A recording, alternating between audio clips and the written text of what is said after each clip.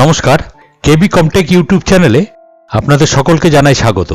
এই ভিডিওর মাধ্যমে আপনাদেরকে আমি একটি অ্যাপ্লিকেশন প্রসেস দেখাবো, যেটা কিনা আপনাদের যাদের নাম সাপ্লিমেন্টারি তালিকা থেকে ডিলিট হয়েছে এবং প্রতি শুক্রবার করে যে সাপ্লিমেন্টারি তালিকা প্রকাশিত হবে সেই সাপ্লিমেন্টারি তালিকাতে যাদের নাম ডিলিট আসবে তাদেরকে প্রত্যেক সাপ্লিমেন্টারি তালিকা প্রকাশ হওয়ার 15 দিনের মধ্যে আপনাদের ডিএম অফিস কিংবা এসডিও অফিসে আপনাদের একটি অ্যাপ্লিকেশন করতে হবে।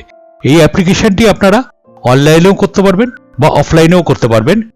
আপনারা যদি আপনাদের নাম রিস্টোর করতে চান, মানে অর্থাৎ পুনরুদ্ধার করতে চান, তাহলে এই ভিডিওটি কিন্তু অবশ্যই আপনারা দেখবেন এবং যতজনের কাছে পারবেন ভিডিওটি শেয়ার করবেন, কারণ এই ভিডিওতে আমি পুরো প্রসেসটি দেখাবো যে আপনারা কিভাবে অফলাইনে আপনাদের অ্যাপ্লিকেশন করবেন এবং সেই অ্যাপ্লিকেশনটি আপনারা একটি A4 সাইজ কাগজে, সাদা কাগজে হাতে অ্যাপ্লিকেশনটি লিখবেন। এমনটা নয় যে আপনারা কম্পিউটারে টাইপ করতে পারবেন না, সেখানেও আপনারা যদি টাইপ করে নেন তাতেও হবে। কি লিখবেন সেটা আমি ভিডিওর মাধ্যম দিয়ে আপনাদেরকে আমি দেখিয়ে দেবো। তো আপনারা ভিডিওটা অবশ্যই শুরু থেকে শেষ অবধি দেখবেন। চ্যানেলে যদি নতুন হয়ে থাকেন তাহলে অবশ্যই চ্যানেলটিকে সাবস্ক্রাইব করে পাশে রাখা বেল আইকনটি প্রেস করে নোটিফিকেশন অন করে রাখবেন এবং সবার সুবিধার্থে ভিডিওটি শেয়ার করবেন। তো চলুন শুরু করি। তো অনলাইনে যদি আপনারা সাবমিট করতে চান, তবে একটি কথা আপনাদের জানিয়ে রাখি, এখনো কিন্তু এই অনলাইন প্রসেসটি চালু হয়নি। হ্যাঁ, অবশ্যই কিছুদিনের মধ্যে হয়তো চালু হয়ে যাবে বা খুব তাড়াতাড়ি চালু হয়ে যাবে, কারণ সময়টা তো আমাদের হাতে খুবই কম, সেজন্য খুব তাড়াতাড়ি হয়তো এটি চালু হয়ে যাবে। তার জন্য আপনাদের চলে আসতে হবে voters.eci.gov.in এই ওয়েবসাইটে, এবং এখানে আপনারা ডান দিকে এখানে দেখতে পাচ্ছেন যে সাবমিট অ্যাপিল। এই সাবমিট অ্যাপিলে আপনাদের ক্লিক করে সর্বপ্রথম আপনাদের লগ ইন করে নিতে হবে, তারপরে এই সাবমিট অ্যাপিলে আপনাদের ক্লিক করে অ্যাপিলটি সাবমিট করতে হবে।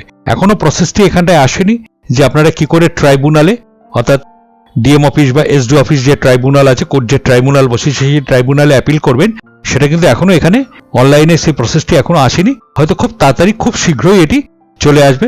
অনলাইনে করলেও আপনারা করতে পারবেন বা অফলাইনেও আপনারা করতে পারবেন। তবে আমি আজকের এই ভিডিওতে দেখিয়ে দেবো অফলাইনে আপনারা কি প্রসেসে আপনারা লিখবেন, অর্থাৎ ডিএম বা এসডিও এদের কাছে আপনারা যে প্রসেসে অ্যাপ্লিকেশনটি করবেন সেই ফরম্যাটটি আমি আপনাদেরকে দেখিয়ে দেবো। আপনারা ফরম্যাটটা ভিডিও থেকে দেখে নিয়ে এটি সাদা কাগজে লিখে বা আপনারা কম্পিউটারও টাইপ করে নিতে পারেন A4 কাগজে লিখে, এবং অ্যাপ্লিকেশনের সঙ্গে আপনাকে কি কি ডকুমেন্ট জমা দিতে হবে সেটাও আমি অ্যাপ্লিকেশনে আপনাদেরকে দেখিয়ে দেবো। তো অনলাইনে যেহেতু প্রসেসটি এখনো চালু হয়নি, তাই জন্য আমাদের হাতে সময় খুবই কম, তাই জন্য আপনাদের এখন বর্তমানে অফলাইনেই অ্যাপিল করতে হবে এবং সেই অ্যাপিলের প্রসেসটি আমি আপনাদের দেখিয়ে দিচ্ছি যে কি লিখতে হবে সেই অ্যাপ্লিকেশনে। তো ভিডিওটি অবশ্যই স্কিপ না করে পুরো দেখবার চেষ্টা করবেন, কারণ এই ভিডিওটি আপনাদের কাছে খুবই গুরুত্বপূর্ণ। তো প্রথম যে সাপ্লিমেন্টারি তালিকাটি বেরিয়েছিল তার 15 দিনের মধ্যে আপনাদের অ্যাপিল করতে হবে সেই সাপ্লিমেন্টারি লিস্টে যাদের নাম আন্ডার অ্যাডজুডিকেশন ছিল, এবং সেখানে যাদের নাম উঠে গেছে সেটা তো ঠিকই আছে, বাট যাদের নাম ওঠেনি অর্থাৎ সেখানে ডিলিট হয়ে গেছে, তারা কিভাবে অ্যাপিল করবেন সেটি আমি এই প্রসেসটি দেখিয়ে দিচ্ছি। এটা এপ্রিলের 7 তারিখের মধ্যে আপনাদের এই অ্যাপিলটি করতে হবে। খুব তাড়াতাড়ি, যত তাড়াতাড়ি সম্ভব এই অ্যাপিলটি করে দেবেন এরকমভাবে লিখে, কারণ এখনো যেহেতু অনলাইনে প্রসেসটি চালু হয়নি তাই জন্য বর্তমানে আপনাদের অফলাইনে অ্যাপিলটি করতে হবে।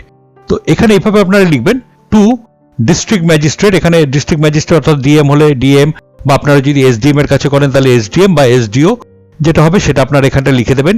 এখানটা লিখে দেবেন আপনাদের ডিস্ট্রিক্ট, অর্থাৎ কোন ডিস্ট্রিক্ট বা সাব ডিভিশন নেম সেই নামটি আপনারা এই জায়গাটায় লিখে দেবেন। এবার এখানে সাবজেক্টটি দেওয়া আছে, এখানটা ওয়েস্ট বেঙ্গল তো বলাই আছে, সাবজেক্টটি দেওয়া আছে দেখুন, appeal for restoration of my name in the voter list sir oblique madam. এবার এখানে প্রথমে আই দিয়ে এখানটা আপনার নামটি ক্যাপিটালে লিখে দেবেন, সম্পূর্ণ নামটি। ব্র্যাকেটে যেগুলি লেখা আছে সেগুলি লেখার দরকার নেই, এগুলি আপনাদের বোঝার সুবিধার্থে আমি এখানটা লিখে দিয়েছি। এখানে আপনাদের নামটি লিখে দেবেন, যদি সান অফ হয় বা ডটার অফ হয় যেটাই হোক না কেন সেটি এখানটায় উপরে টিক চিহ্ন দিয়ে দেবেন, দিয়ে এখানে বাবার নাম এখানটায় লিখে দেবেন। এই ফাদার নেম এই ব্র্যাকেটে কথাটি লেখার দরকার নেই, জাস্ট এখানে বাবার নামটি লিখে দেবেন।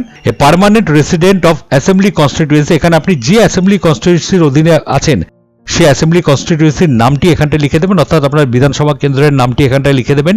এখানে সেই বিধানসভা ক্ষেত্রের পার্ট নাম্বার এখানটায় লিখে দেবেন, এবং আপনার যে বর্তমান এপিক নাম্বারটি আছে, অর্থাৎ যে এপিক নাম্বারটি আপনার ডিলিট হয়ে গেছে সেই এপিক নাম্বারটি, অর্থাৎ এখন বর্তমান যে এপিক নাম্বারটি সেই এপিক নাম্বারটি আপনি এখানটায় লিখে দেবেন। লেখার পর এখানটা লিখে দেবেন submit this appeal for your kind consideration. আপনারা কিন্তু এইভাবে ডকুমেন্টটি টাইপ করবেন, টাইপ করে আপনারা হাতেও লিখতে পারবেন বা কম্পিউটারের মাধ্যমেও টাইপ করে সেখানে আপনাদের যে গ্যাপসগুলো আছে সেখানটা আপনারা নিজেদের জিনিসগুলি বসিয়ে দিয়ে আপনারা কাজটি করতে পারবেন।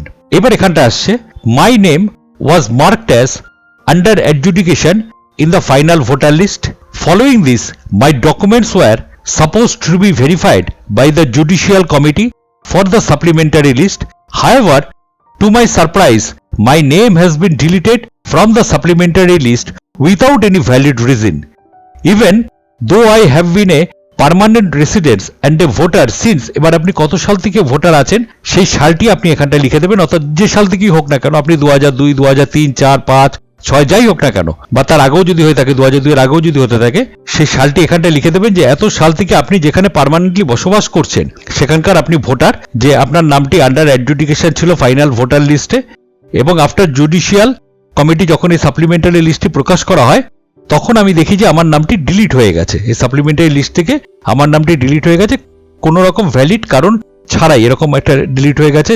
যদিও আমি হিয়ারিং এর সময় আমি পার্মানেন্ট রেসিডেন্স মানে আমি সবকিছু ডকুমেন্ট দিয়েছিলাম এবং আমি এখানকার ভোটার এত সাল থেকে, এরকম ভাবে আপনারা ডকুমেন্টটি সাজিয়ে নেবেন। তারপর এখানটা লিখে নেবেন, I therefore request the designated tribunal to kindly review my attached documents and restore my name in the electoral role to protect my right to vote. এবং ইলেকটোরাল রোলে আপনি চাইছেন যে ট্রাইব্যুনাল বসানো হয়েছে তাকে আমি বলছি যে এই ডকুমেন্টসগুলি আপনারা ভালো করে চেক করে নিয়ে ইলেকটোরাল রোলে যাতে আমার নামটি আবার উঠে আসে সেই ব্যাপারে এবং যাতে আমি ভোটটি দিতে পারি সেটা নিয়ে আপনারা বিবেচনা করবেন, এই রিকোয়েস্ট আমি আপনাদের কাছে রাখছি। এইভাবে আপনারা লিখবেন চিঠিটি, আপনারা নিজেদের একটা A4 কাগজে হাতেও লিখতে পারবেন চিঠিটি, বা আপনারা কম্পিউটারের মাধ্যমেও টাইপ করে নিতে পারবেন। এখানটা ইয়োর্স ফেথফুলি দিয়ে এখানটায় আপনি আপনার সিগনেচারটি করে দেবেন, আপনার নামটি এখানটায় তলায় লিখে দেবেন। এই জায়গাটা যে সিগনেচার অফ অ্যাপ্লিকেন্ট লেখা আছে এই জায়গাটা আপনার নামটি লিখে দেবেন ক্যাপিটালে, আর ওপরে এই জায়গাটায় সইটি করে দেবেন। এখানে আপনার বর্তমান মোবাইল নাম্বারটি লিখে দেবেন, এখানে যে ডেটে অ্যাপিল করছে সেই ডেটটি লিখে দেবেন, আর এখানে যে স্থান থেকে আপনি অ্যাপিল করছেন সেই প্লেসটি অর্থাৎ স্থানটি এখানটায় লিখে দেবেন। এইবার এর সঙ্গে আপনি এনক্লোজার হিসাবে কি কি দেবেন, প্রথমত হলো এখানটা দেখুন ওল্ড ভোটার আইডি কার্ড, আপনার যে আইডি কার্ডটি আপনার ডিলিট হয়েছে সেই আইডি কার্ডের জেরক্স কপি, এবং প্রি 2002 ভোটার লিস্ট এক্সট্রাক্ট এবং 2002 সালের ভোটার লিস্ট।